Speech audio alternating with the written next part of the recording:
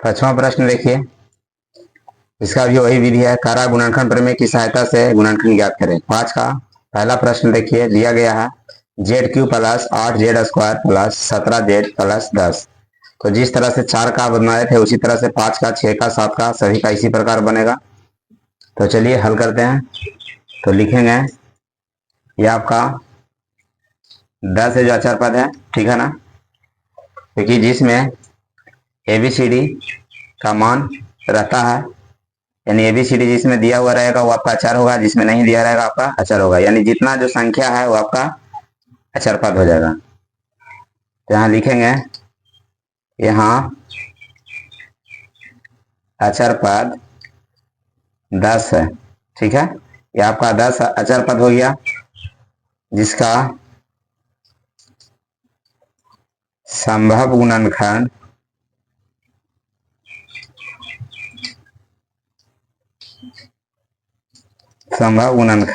है।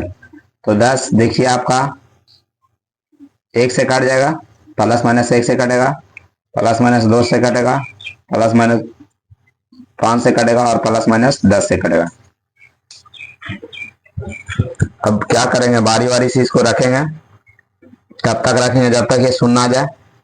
तो यहां लिख लेंगे माना कि PZ बराबर ZQ plus 8z² plus 17z plus 10। तो पहले एक बार क्या रखेंगे, जहां जहां आपका Z दिएगा 1 रखेंगे, शून्य नहीं आएगा तो फिर -1 रखेंगे, फिर +2 रखेंगे, फिर -2 रखेंगे, इस तरह से रखते जाएंगे कब तक, जब तक शून्य आ जाए।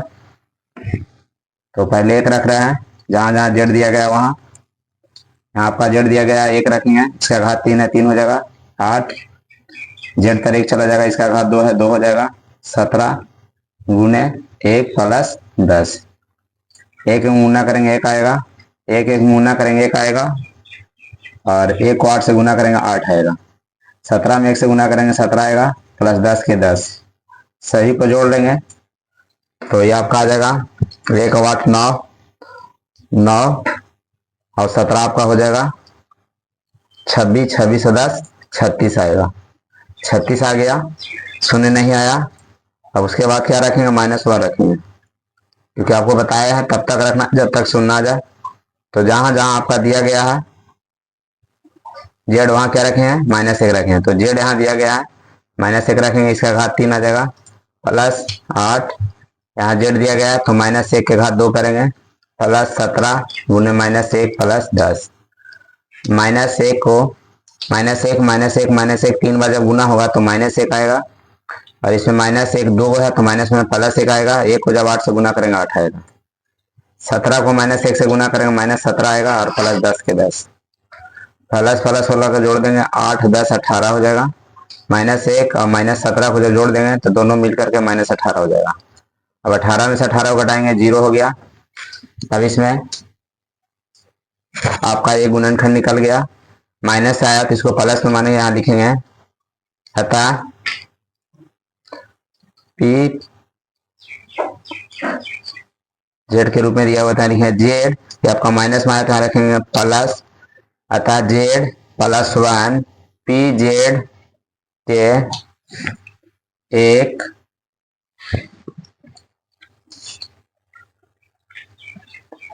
गुणनखंड है, ठीक है ना। एक गुणनखंड आ गया, बाकी 2 गुणनखंड और निकालना है। तो इसके लिए क्या करेंगे, भाग देते हैं। तो भाग देंगे,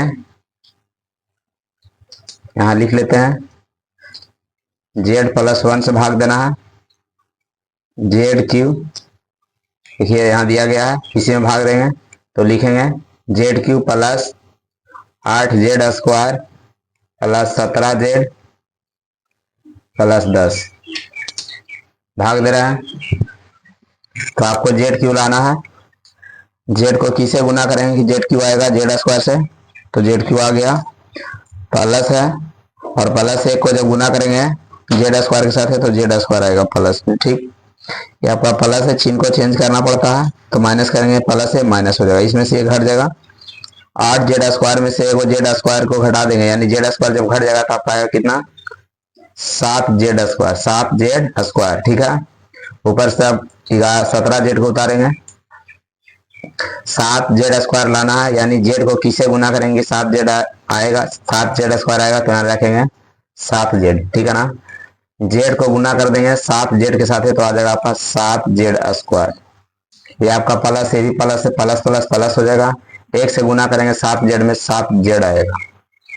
ये आपका प्लस है, चिन्ह को बदल दीजिए, माइनस हो जाएगा, जो प्लस है उसको माइनस कर देना है, ठीक है। 7z² में से z² को घटाएंगे, कुछ नहीं बचेगा। 17z में से 7z को घटाएंगे, आपका 10z आएगा, ठीक है ना। घट करके ऊपर से 10 उतरेगा। अब आपको 10z लाना है, यानी z को किससे गुना करेंगे, जिसे 10z आ जाए, तो यहाँ 10 से गुना कर देते हैं, 10 रख दिए। और 10 से जब 10 में जब z से गुना करेंगे 10z आएगा, प्लस, और ये भी प्लस है, प्लस प्लस प्लस हो जाएगा। एक से गुना करेंगे 10 में 10 आएगा। अब चिन्ह को यहाँ ध्यान दीजिए, घटाओ में चिन्ह बदल देना, तो आपका प्लस में है, कोई चिन्ह नहीं है तो प्लस है, तो यहाँ इसको माइनस कर दीजिए, और जो प्लस है उसको क्या करना, माइनस करना।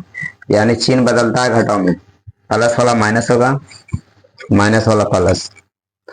तो देखिए 10z में से 10z को घटाएंगे, कट जाएगा, और 10 में से 10 को घटाएंगे, ये भी कट गया, ठीक है। इसके बाद जो भागफल आता है उसको क्या करेंगे, गुणनखंड करेंगे। तो यहाँ लिख लेते हैं z² प्लस 7z प्लस 10, इसका गुणनखंड कर लेते हैं। तो z² को गुना करते हैं 10 में, तो आएगा 10z², 10z², ध्यान दीजिएगा 10z² आएगा, ठीक है ना, 10z² आएगा, ठीक। इसको ऐसा दो भागों में तोड़ना है, जिसे गुना करने पे 10z² आना चाहिए और जोड़ने पे 7z। तो ऐसा काम करते हैं कि z² की z² लिख देते हैं, और इसको दो भाग में तोड़ देते हैं, एगो मान लेते हैं 5z, एगो मान लेते हैं 2z, ठीक है, प्लस 10 के 10। देखिए दोनों को जोड़ लेते हैं, 5 2 7 भी आ रहा है, गुना करेंगे तो 5 दूना 10, z² भी आ रहा है, देखिए इतना आ रहा है ये। अब कॉमा करेंगे, कॉमा मतलब क्या करना, भागा देना। तो दोनों में भाग z से लग जाएगा, तो z को कॉमा कर लेंगे, z से जब z² में भाग देंगे तो एगो z बचेगा, यहाँ प्लस, तो प्लस कर लेंगे। 5z में z से भाग देंगे तो z से z ही कट जाएगा, तो आएगा 5, प्लस से प्लस कर देंगे। तो यहाँ ध्यान दीजिए दोनों में किससे भाग लग सकता है, तो दोनों में 2 से भाग लग जाएगा, तो ये आपका आएगा z। प्लस से प्लस कर देंगे, क्योंकि प्लस प्लस प्लस ही होता है, तो प्लस करेंगे, 2 से भागा देंगे 10 में, तो आएगा आपका 5। जो कॉमा किया उसको लिख सकते हैं, तो आपका हो जाएगा z प्लस 2, और दोनों से मेरा दो में से वो लिखने का रहता है, तो लिखेंगे z प्लस 5। तो इस प्रकार यहाँ दो गुणनखंड आ गया। अब यहाँ लिख रहे हैं, अतः pz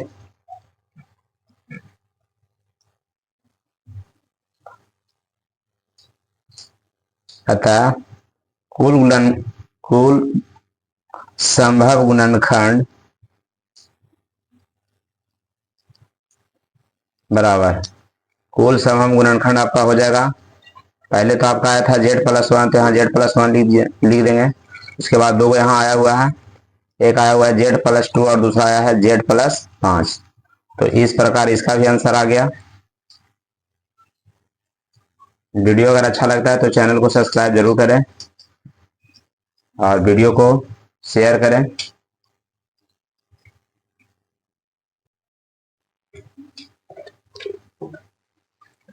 तो आज का दूसरा प्रश्न देखिए, इसको भी उसी तरह से बनाना है। प्रश्न है t के घात 3 प्लस 7t के घात 2 प्लस 14t प्लस 8 गुणनखंड प्रमेय की सहायता से क्या करना है, गुणनखंड ज्ञात करना है। तो चलिए हल करते हैं। तो यहाँ देख लीजिए आपका जो अचर पद है वो आपका 8 हो गया। तो सबसे पहले इसको लिख लेंगे, यहाँ लिखेंगे यहाँ अचर पद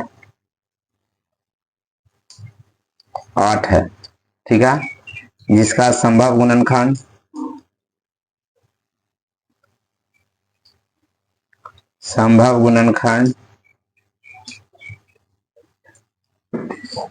है।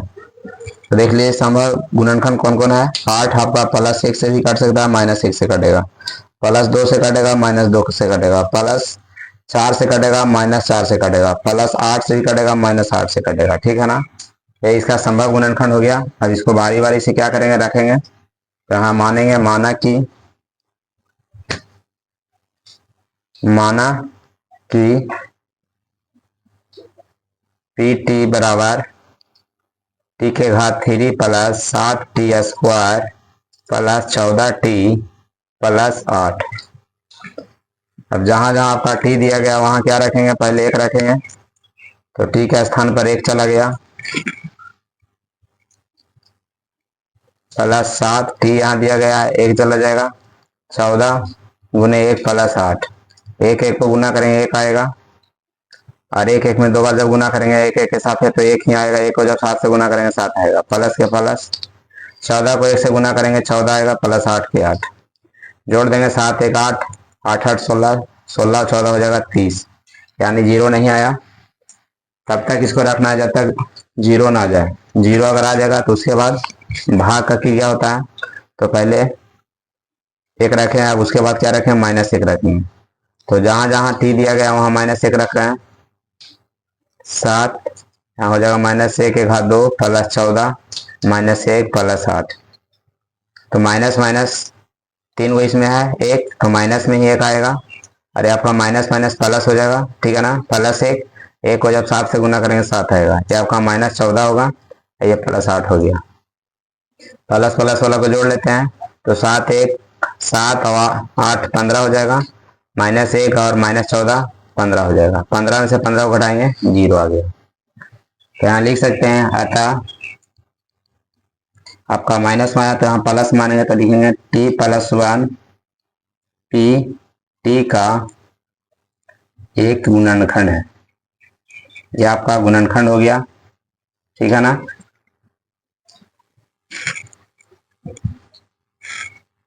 अब इसके बाद भाग देंगे, तो लिखेंगे t+1 और भाग देना है आपको इसमें, तो यहाँ लिख लेंगे टी के घात 3 प्लस 7 टी के घात 2 प्लस 14t और प्लस 8, टी के घात 3 लाना है, यानी टी को किसके साथ गुना करेंगे कि टी के घात 3 आएगा, तो यहाँ रखेंगे 2, ठीक है ना, 2, और टी को जब गुना कर देंगे टी के घात 2 से तो आ जाएगा टी के घात 3, आपका प्लस 1 को गुना कर देंगे t² के साथ है तो आएगा प्लस t², अब चिन्ह को बदलिए, आपका प्लस है तो माइनस हो जाएगा, माइनस प्लस है तो माइनस हो जाएगा, टी के घात 3 यानी टी क्यू में से टी क्यू हटा देंगे, कट जाएगा, और 7t² में से एगो t² को घटाएंगे, ठीक है ना, यानी सिर्फ t² को घटा रहे हैं तो कितना आएगा 6t² आएगा, तो यहाँ लिख देंगे 6t² प्लस 14 टी, ऊपर से 14t उतारेंगे, उसके बाद 6t² लाना है तो यहाँ रख देंगे 6t, क्योंकि टी से जब गुना करेंगे 6t में तो 6t² आएगा, ये आपका प्लस यही प्लस प्लस प्लस प्लस 1 को गुना करेंगे 6t में तो 6t आएगा, ठीक है। अब यहाँ प्लस इसको माइनस कर देंगे, चिन्ह बदलेंगे, ये आपका प्लस इसको भी माइनस करेंगे, 6t² में से 6t² को घटा लेंगे, 14t में से 6t को घटाएंगे 8t बचेगा, ऊपर से 8 उतरेगा, अब आपको 8t लाना है, टी को किससे गुना करेंगे 8t आएगा, तो यहाँ रख देंगे प्लस 8t आ जाएगा, ये आपका प्लस है, प्लस प्लस प्लस प्लस आएगा, और 1 में 8 से गुना करेंगे 8 आएगा, चिन्ह बदल देंगे,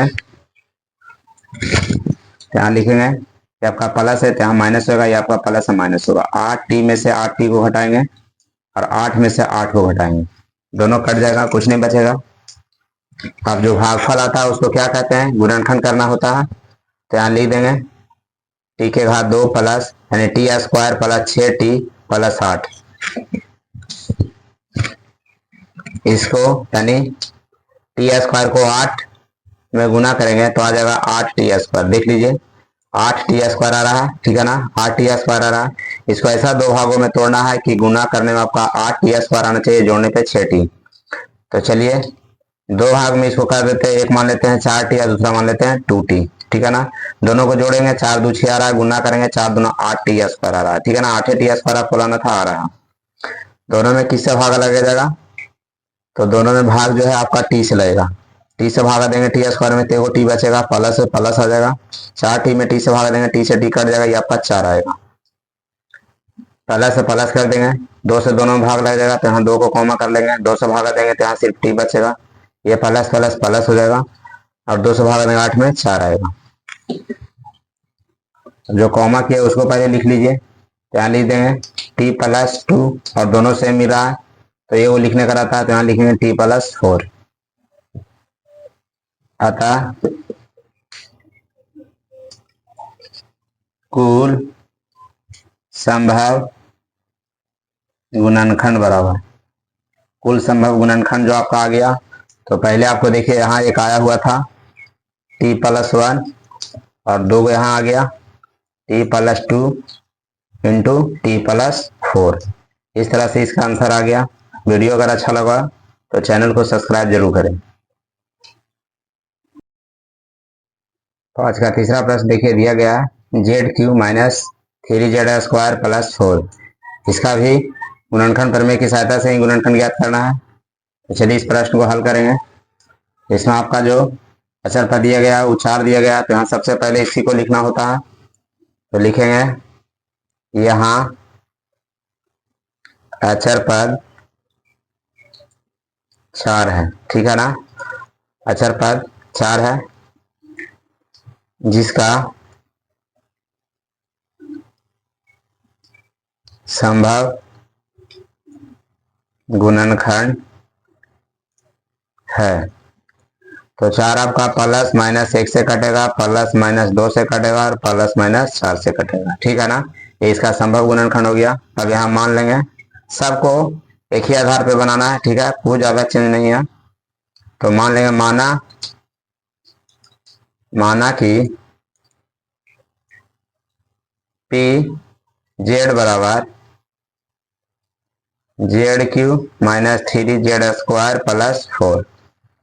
जहां जहां जेड दिया गया वहां पहले क्या रखेंगे, 1 रखेंगे, तब तक रखते जाएंगे जब तक शून्य आ जाए। तो पहले 1 रख रहे हैं, जेड यहाँ दिया गया 1 रखेंगे, फिर यहाँ जेड दिया गया 1 रखेंगे, 4 के 4। ये आपका आ जाएगा, 1 गुना करेंगे 3 बार 1 ही आएगा, ये -3 आएगा, ये आपका 4 आएगा। 4 1 5, 5 में से 3 को हटाएंगे, आपका 2 आ गया, ठीक है। 0 नहीं आया, उसके बाद और आगे रखेंगे -1 रखेंगे, जहां जेड दिया गया वहां -1 चला गया, देख लीजिए। ये भी आपका -3z² दिया हुआ है, तो -3z की जगह -1 चला जाएगा, 4 के 4। तो ये आपका -1 आएगा, और ये आपका -1 हो जाएगा, और 1 को जब -3 से गुना करेंगे तो -3 आएगा, +4 के 4 जोड़ेंगे तो -4 और +4 दोनों को जब जोड़ देंगे 0 आएगा। तो इस तरह से आपका शून्य आ गया। अब यहाँ लिख देना है, अतः माइनस में आया था इसको प्लस में लिखना है, तो लिख देना z+1 pz के एक गुणनखंड है, एक गुणनखंड है, ठीक है ना। बाकी 2 गुणनखंड और निकालना है, तो एक गुणनखंड आ गया। अब इसी से भागा देना रहता है, तो भागा देंगे, z+1 से भागा दे देंगे, z के घात 3 -3z²